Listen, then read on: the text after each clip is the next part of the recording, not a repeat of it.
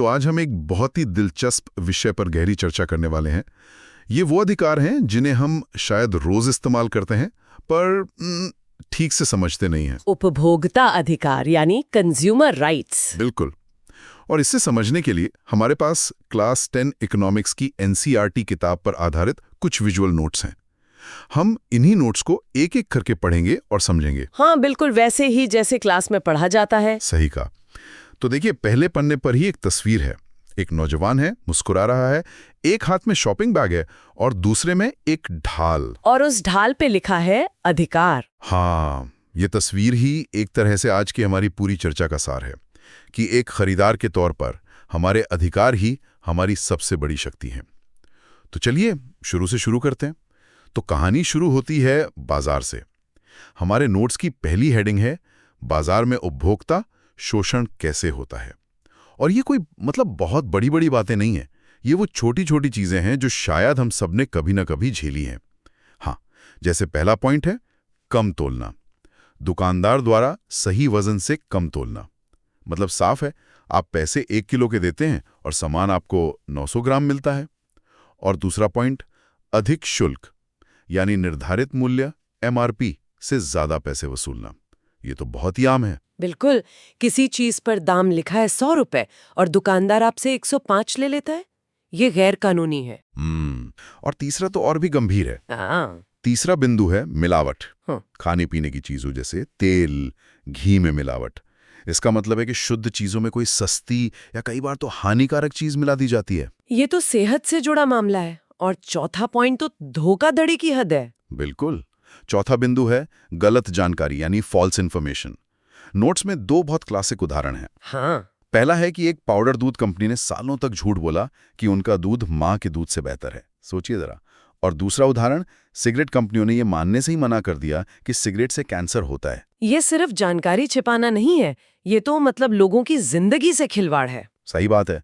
और जब कोई ग्राहक इन सब पर सवाल उठाता था तो उसे क्या जवाब मिलता था? हमारे नोट्स में एक बॉक्स में लिखा है, पसंद नहीं तो कहीं और जाओ, दुकानदार की कोई जिम्मेदारी नहीं।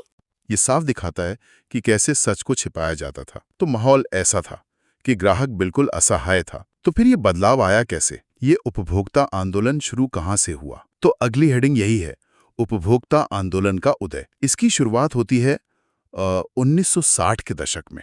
उस समय देश में खाने पीने की चीजों की बहुत कमी थी। हाँ। तो पहला बिंदु यही कहता है, 1960 का दशक। ये आंदोलन खाद्य कमी, जमाखोरी और कालाबाजारी के कारण शुरू हुआ। दुकानदार सामान छिपा लेते थे और फिर उसे बहुत महंगे दामों पर बेचते थे। एग्जैक्टली। और इसी अन्याय के खिलाफ लोगों का गुस्सा फूटा। फिर 1970 के दशक तक ये थोड़ा संगठित हुआ। दूसरा बिंदु है 1970 का दशक। संस्थाओं ने लेख लिखे और प्रदर्शनियां लगाईं। लोगों को जागरूक करने की कोशिश शुरू हुई। हाँ, लेकिन जो असली बड़ा मोड़ आया वो था 1985 में। ये बहुत जरूरी है। 1985 संयुक्त राष्ट्र यूएन ने उपभोक्ता सुरक्षा के लिए दिशा निर्देश अपनाए। और इसी से उपभोक्ता इंटरनेशनल बना, जिसमें आज 100 से ज्यादा देशों की 200 संस्थाएं हैं। ये ग्लोबल मूवमेंट बन गया। तो इस अंतर्राष्ट्रीय दबाव का असर भारत पर भी पड़ा। बिल्कुल। ठीक 1 साल बाद, चौथा पॉइंट, 1986 में भारत सरकार ने उपभोक्ता संरक्षण अधिनियम यानी कॉपरा लागू किया। अच्छा, तो यहाँ से कॉपरा की कहानी शुरू होती है। हाँ, इसीलिए अगले पेज पर हेडिंग ही है कोपरा 1986। तो इसका पूरा नाम क्या है?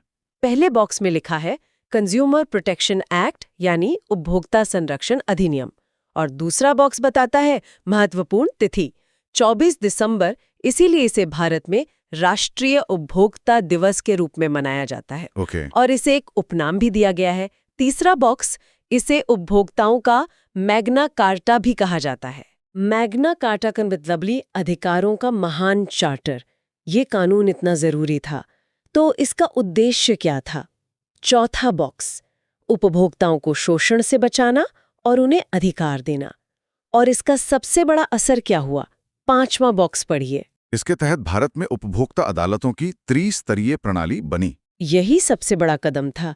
ग्राहकों को न्याय के लिए एक अलग और तेज रास्ता मिला। ठीक है, तो कानून बन गया, अदालतें बन गई। अब आते हैं सबसे जरूरी हिस्से पर, हमें अधिकार क्या मिले। पहला अधिकार है सुरक्षा का अधिकार, राइट टू सेफ्टी। इसकी परिभाषा है, उपभोक्ता को ऐसी वस्तुओं और सेवाओं से सुरक्षा का अधिकार है जो उनके जीवन या संपत्ति के लिए खतरा हो। मतलब जो भी चीज हम खरीदें वो सेफ होनी चाहिए। हाँ, जैसे प्रेशर कुकर का उदाहरण है। अगर इसका सेफ्टी वाल्व खराब हो तो ये जानलेवा हो सकता है। ये बनाने वाले की जिम्मेदारी है कि वो क्वालिटी चेक करे। और ये सिर्फ सामान पर ही नहीं, सेवाओं पर भी लागू होता है। जैसे रेजी की केस स्टडी, ये पढ़कर तो मतलब बहुत दुख होता है। उसके परिवार ने लड़ाई लड़ी, न्याय।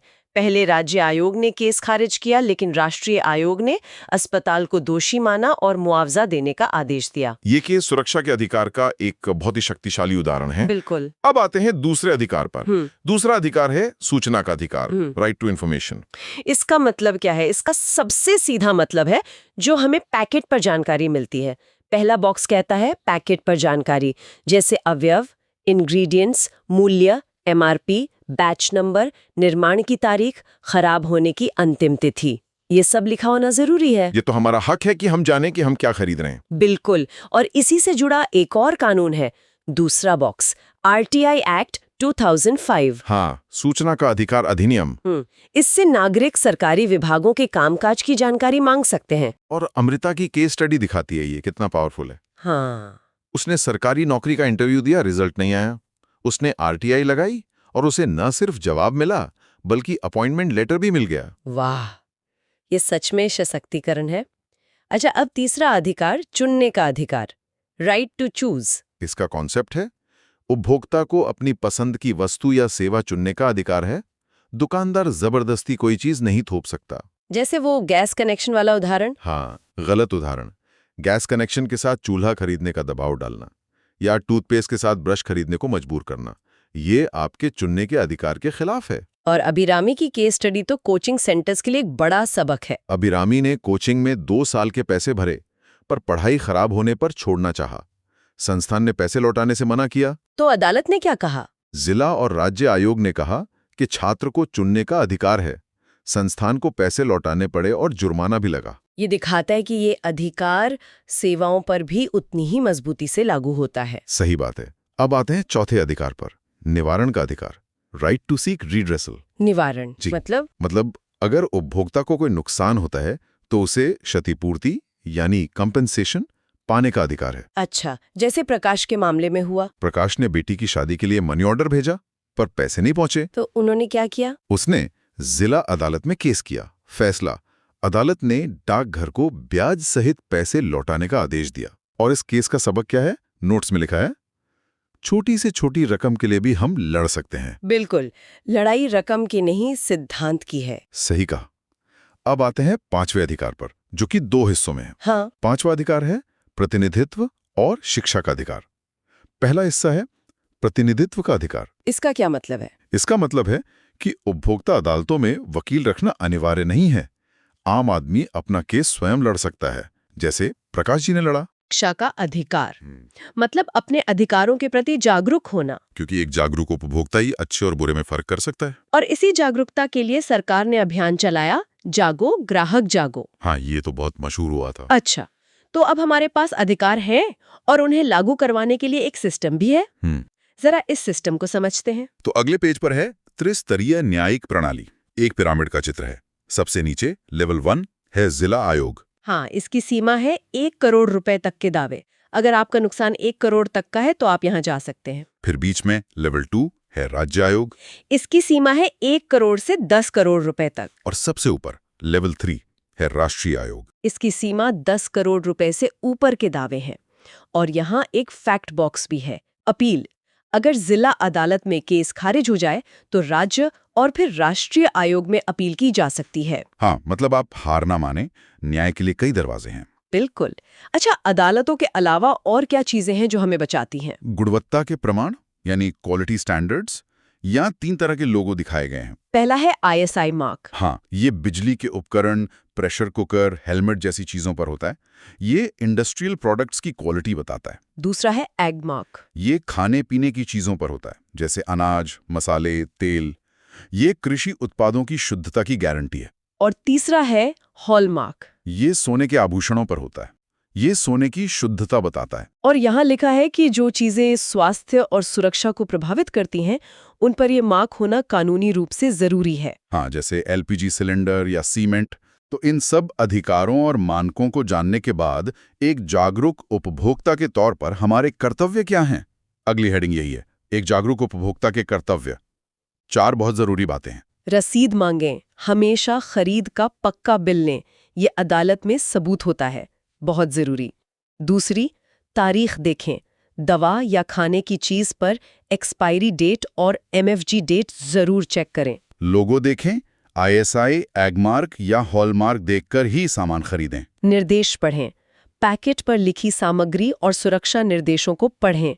ये छोटी छोटी आदतें आपको बड़ी परेशानियों से बचा सकती हैं। ये सब बातें तो कोपरा 1986 के हिसाब से हैं, पर अब तो दुनिया बहुत बदल गई है, ऑनलाइन शॉपिंग आ गई है। बिल्कुल, इसीलिए कानून को भी अपडेट किया गया। अगली हेडिंग है कोपरा 2019, नए बदलाव। तो 2019 में क्या बदला? सबसे बड़ा बदलाव, इंटरनेट शामिल। अब ऑनलाइन खरीदारी यानी ई-कॉमर्स भी कानून के दायरे में है। ये तो बहुत जरूरी था। हाँ, और दंड भी सख्त किया गया। भ्रामक विज्ञापन और मिलावट के लिए जेल और जुर्माने का प्रावधान है। और ये मध्यस्थता क्या है? मीडिएशन, मतलब कोर्ट के बाहर समझौते का विकल्प, ये अब 3 स्तरों पर उपलब्ध है ताकि मामले जल्दी सुलझें। अच्छा। तो कानून तो और मजबूत हुआ है, लेकिन फिर भी चुनौतियां तो होंगी। हाँ, अगली हेडिंग है उपभोक्ता आंदोलन की चुनौतियां। पहली चुनौती, जटिल प्रक्रिया। अदालती कार्रवाई में अब भी समय लगता है। खर्चीला, वकीलों की फीस और आने जाने का खर्च। रसीद का अभाव, छोटे दुकानदार रसीद नहीं देते, जिससे सबूत जुटाना मुश्किल होता है। और सबसे बड़ी चुनौती, जागरूकता की कमी। असंगठित क्षेत्र के मजदूर और गरीब लोग अब भी अपने अधिकारों को नहीं जानते हैं। और जब तक जागरूकता नहीं है, तब तक सबसे अच्छा कानून भी अधूरा है। बिल्कुल। चलिए, अब आखिरी पेज पर जो परीक्षा के लिए महत्वपूर्ण तथ्य हैं, उन्हें एक बार दोहरा लेते हैं। हाँ, ये एग्जाम चीट शीट है। उपभोक्ता संरक्षण अधिनियम कोपरा पारित 1985। यूएन ने उपभोक्ता सुरक्षा दिशा निर्देश अपनाए। राष्ट्रीय उपभोक्ता दिवस 2005 सूचना का अधिकार आरटीआई लागू। 100+ देशों की संस्थाओं का समूह आईएसओ, अंतर्राष्ट्रीय मानकीकरण संगठन। Right to information. हाँ, ये कुछ मुख्य बातें हैं जो याद रखनी चाहिए। तो आज हमने उपभोक्ता के रूप में अपनी शक्ति की पूरी कहानी को समझा। एक ऐसे बाजार से जहां हमारी कोई सुनवाई नहीं थी, एक ऐसे कानूनी ढांचे तक जहां हमारे पास सुरक्षा, सूचना, चुनने और निवारण जैसे मजबूत अधिकार हैं। हाँ, हमने केस स्टडीज के जरिए देखा कि कैसे आम लोगों ने इन अधिकारों का इस्तेमाल करके बड़ी-बड़ी कंपनियों और संस्थानों को भी झुकाया। बिल्कुल। हमने कानूनों को, अधिकारों को और न्याय की पूरी प्रक्रिया को समझ लिया है। लेकिन एक सवाल फिर भी मन में रह जाता है। क्या? जब तक देश का हर एक नागरिक, खासकर दूर दराज के इलाकों में रहने वाले लोग, इन अधिकारों का उपयोग करने के लिए पूरी तरह से जागरूक और सक्षम नहीं हो जाते, तब तक क्या ये शक्तिशाली कानून सिर्फ किताबों तक ही सीमित नहीं रह जाएंगे? इस पर सोचना जरूरी है। अगर आपको इसी तरह आसान भाषा में पढ़ना अच्छा लगता है, तो इस चैनल को अभी सब्सक्राइब कर लीजिए। अगर आप सभी सब्जेक्ट्स के नोट्स चाहते हैं, तो वीडियो के डिस्क्रिप्शन बॉक्स को जरूर चेक करें।